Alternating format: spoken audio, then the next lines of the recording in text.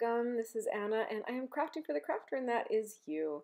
Okay, I want to share with you guys a Christmas card I made, and it is this one, so non-traditional colors, and it is a shaker card. Yay, those are always fun. So I want to go over the supplies really quick. I will be die cutting the frame out of this die here, and for my sentiment, I will be using the inside piece of this die, which is this one here. And I will be making my bow with my little contraption here made. When the time comes, I will be doing my bow with this. And I will be using cardstock from this paper pad that was bought at Michael's last year. And I will be using, dun dun dun, I will be using this mint color here. Okay.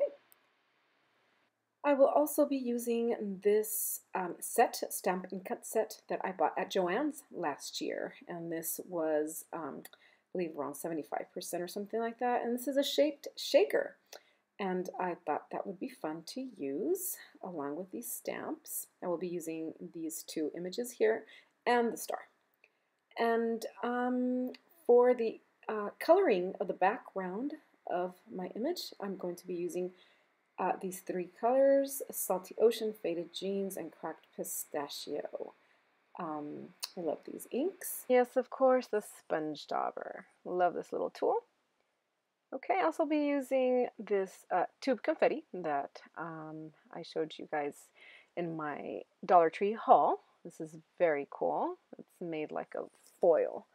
And yes, this container, it was used for my father-in-law's medicine, and I thought it was very hefty. It was a good size, it was big, and it holds my tube confetti perfectly. So yes, I like that. I'll also be using this chunky glitter that I bought at Michael's. It's Recollections, and they have a bunch of different colors. It's pretty cool for shaker cards. I'll also be using this star confetti that you'll see on tables. That's good for shaker cards. And yes, if you recognize this container, it is from one of those packs of food from Starbucks. They have like a little sauce that they put in these. I thought, hey, it's a good little container. It seals great. And yeah, I have a lot of little glitter put in these. Just wash them out. The card base I'll be using is from Michael's. It comes pre-scored and cut for you.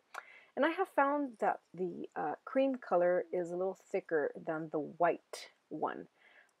So now I am tending to use the cream colored one instead of the white one.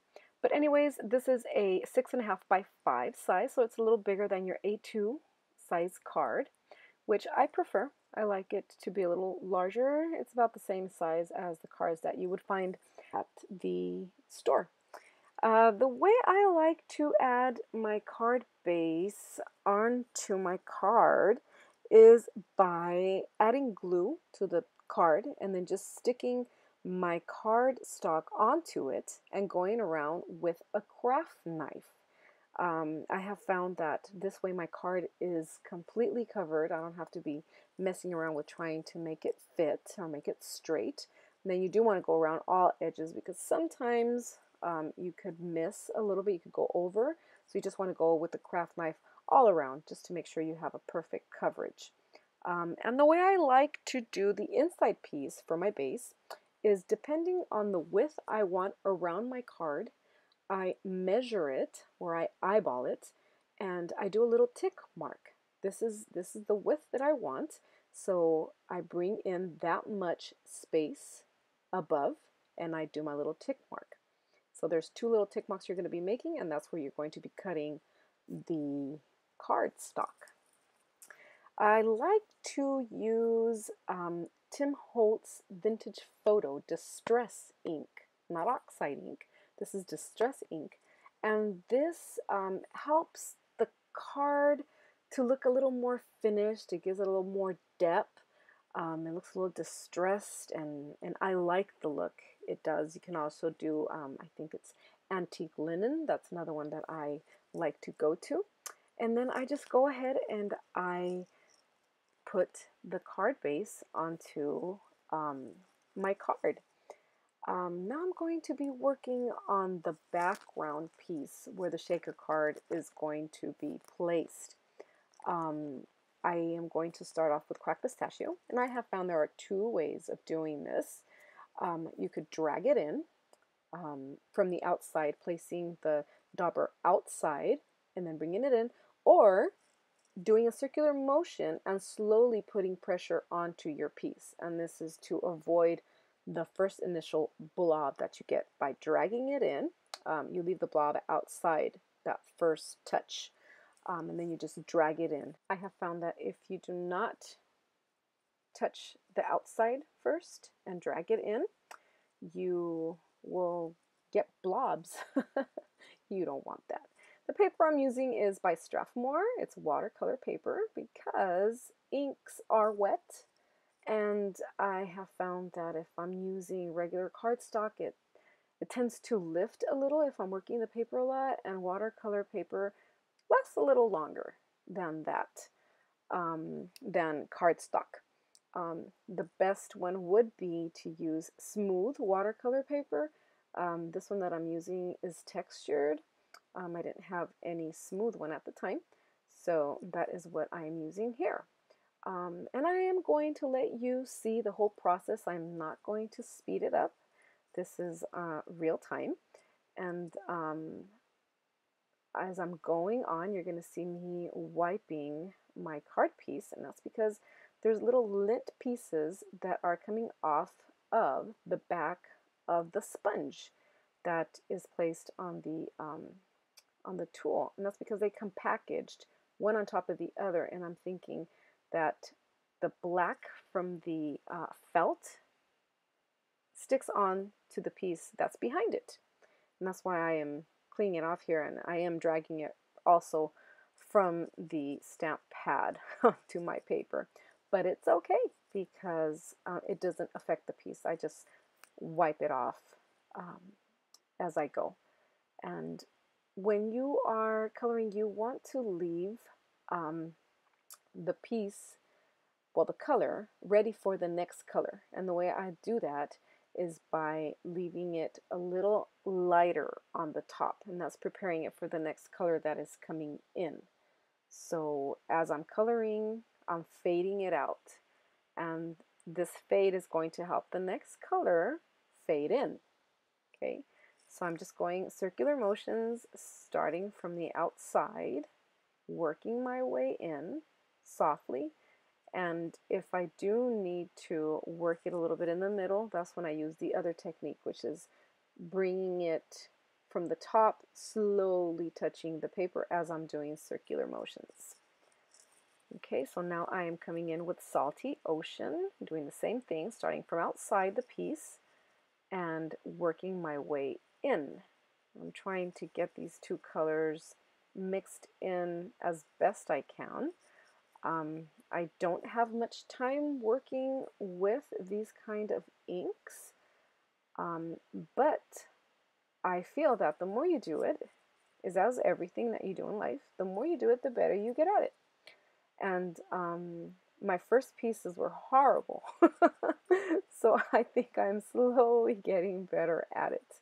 It's just so fun to work with them.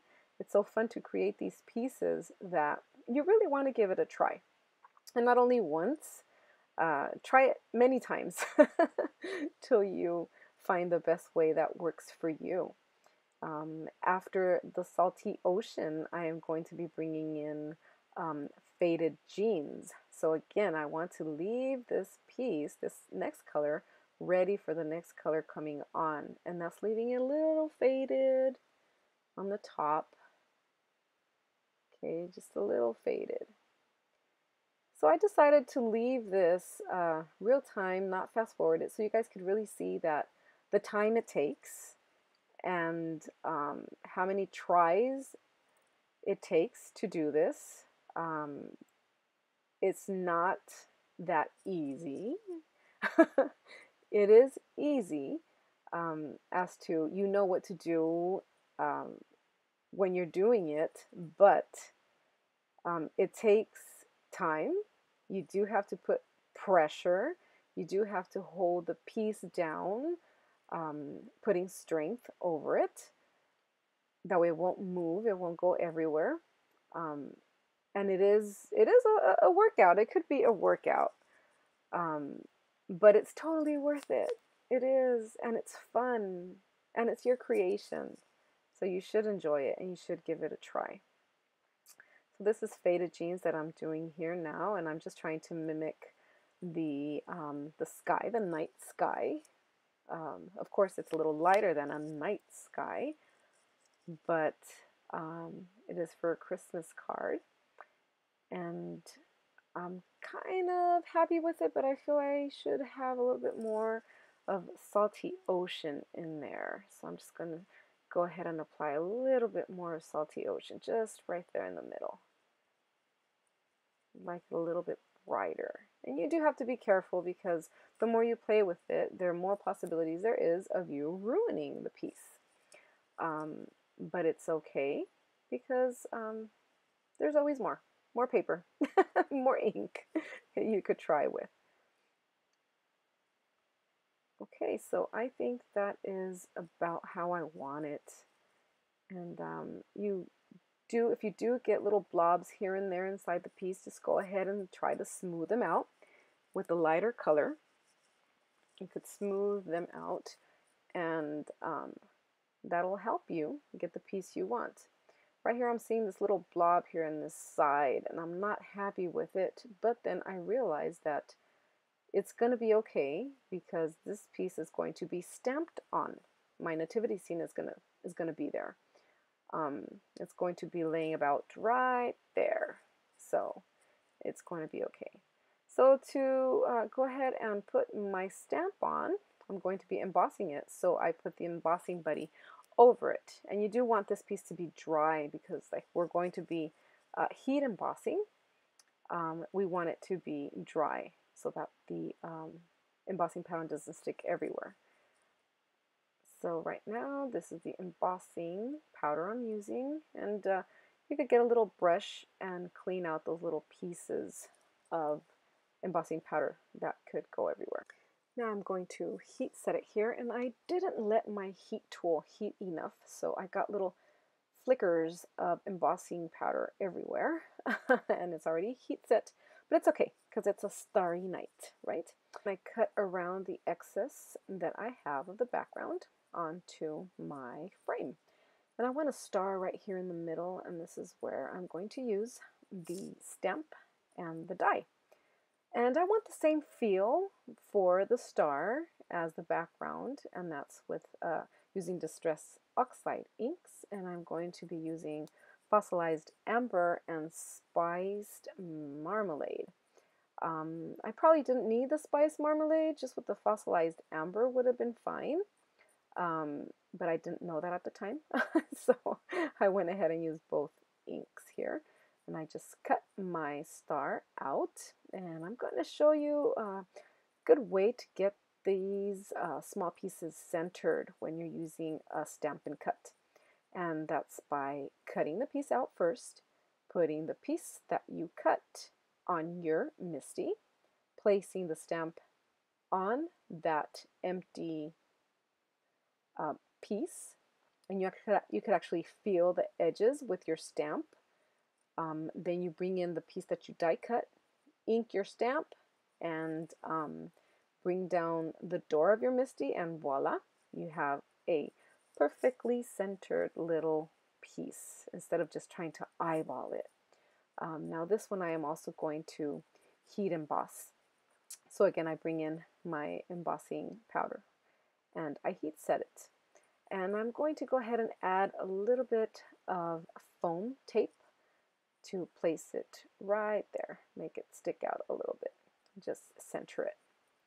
Okay, so now it's time to add all the fun stuff, which is this chunky glitter, the tube confetti, the stars, all that goes in the middle there.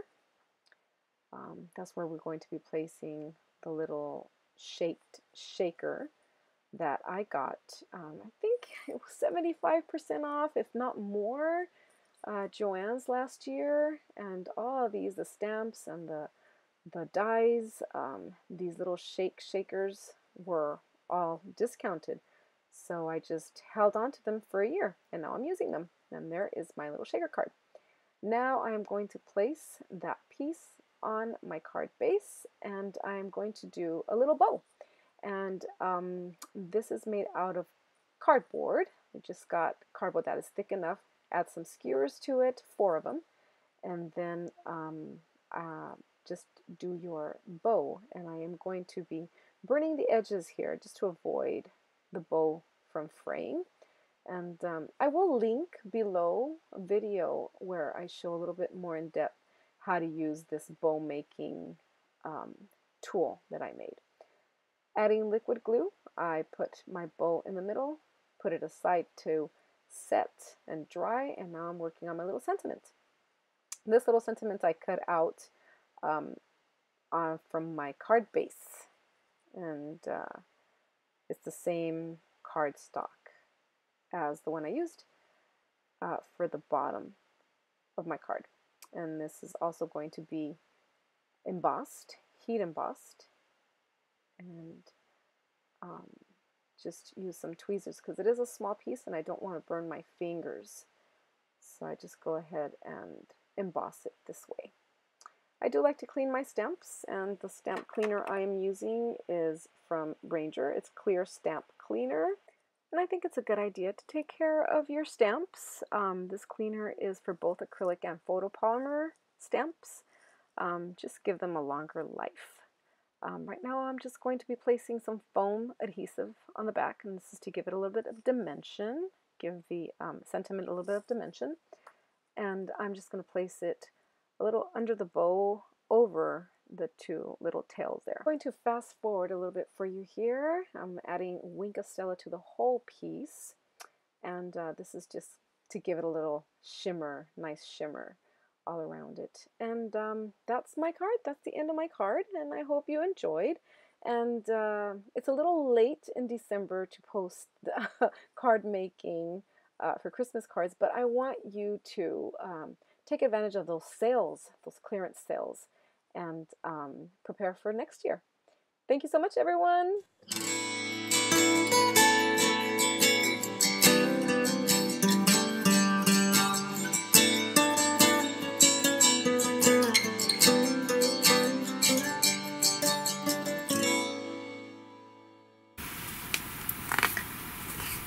Did I just do that?